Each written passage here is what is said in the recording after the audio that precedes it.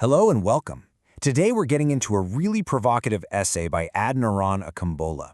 It poses some tough questions about our relationship with the past and asks, what if the stories we tell ourselves about our history are actually holding us back? It's all about identity and the power we have to shape our own narrative.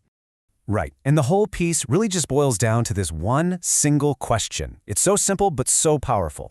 Is the past something that holds you in place, like an anchor, or is it something that can catch the wind and propel you forward, like a sail? And believe me, the author has a very specific take on this. So, the author kicks things off by identifying what he sees as this huge problem.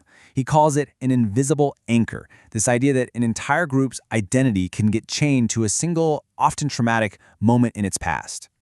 Yeah, he even gives it a name, psychological anchoring. He's basically saying it's when a group's identity gets mentally stuck on one chapter, like oppression, and that one chapter starts to overshadow the full, rich, complex scope of its entire history. This quote from the essay just hits the nail on the head.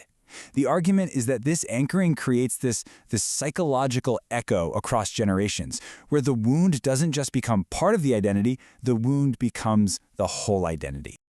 Okay, and this is a super important point he makes. He's very clear that this argument is not about denying racism, not at all. It's a call for precision. His point is that if the word racism is used for everything, it kind of risks losing its power to help us zero in on the real structural issues. So, how does this anchoring get reinforced? Well, the author argues it happens through what he calls dominant narratives. You know, the official stories, the ones we're all told, which are often pretty incomplete. And he uses this really fascinating, maybe even kind of weird example to show what he means: the history of dogs. Now, I know that sounds random, but it's actually a pretty clever way to explain how history can be, as he puts it, monopolized. So he points to this popular TED-Ed video that makes a very simple claim. All domestic dogs came from the Eurasian gray wolf, period. But what's the problem with that?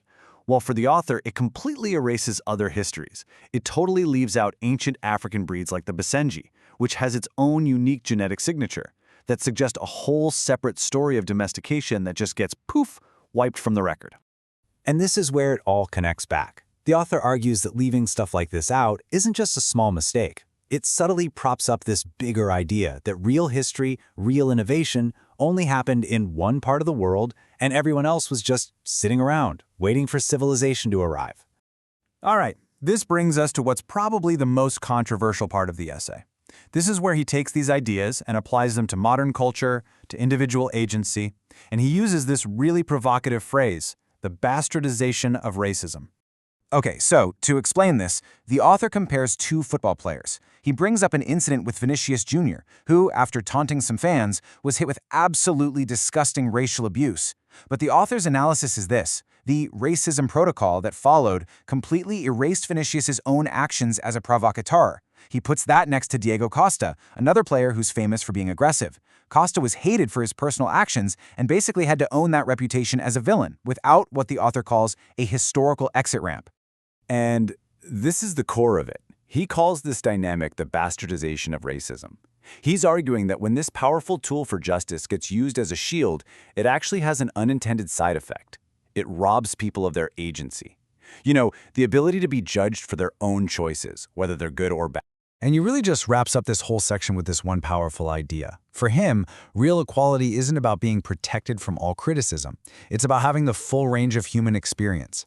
And that includes the freedom to be disliked, to be a villain even, and to be held accountable for it, just like anybody else. Okay, so after diagnosing the problem, the essay takes this really dramatic turn. It shifts from critiquing the present to uncovering the past. The author argues that there's this incredibly rich historical record out there that gives us a completely different anchor point. A record of, in his words, what they buried. First up, he points to the Nok civilization in what's now Nigeria. We're talking about a culture that was smelting iron way back in 900 BCE. They were creating this absolutely incredible terracotta art a full 1,000 years before the Roman Empire even hit its peak. Just think about that for a second. Then you've got the Yoruba. In the 12th century, their city of Ife was producing these stunning, hyper-realistic portrait heads. They were so technically brilliant that when German explorers first found them in 1910, they literally refused to believe they were made by Africans. So they made up this wild story that they must have been made by survivors from Atlantis. Next, the Igbo. As early as the 9th century, their artisans had mastered this mind-blowingly complex bronze casting technique. The pieces they created are considered some of the most sophisticated bronzes ever made anywhere, and this was centuries before Europeans ever showed up. And finally, the Benin Kingdom. For over 600 years, it produced brasswork with a level of refinement that even Renaissance Europe couldn't match.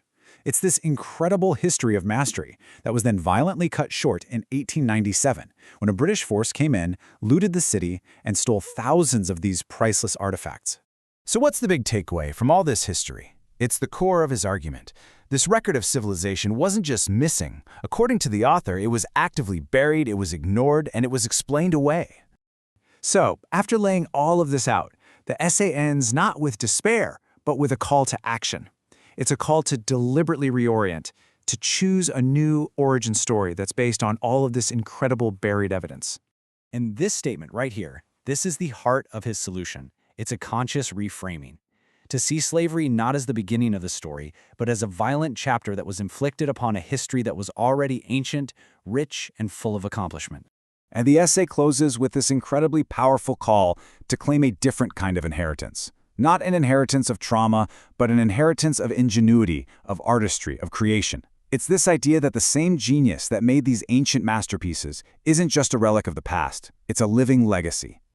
Ultimately, the essay leaves all of us with a question that really goes beyond any single group or any single history. It asks us to look at our own past, at the stories we've all inherited, and decide for ourselves. Are those stories anchors or are they sails?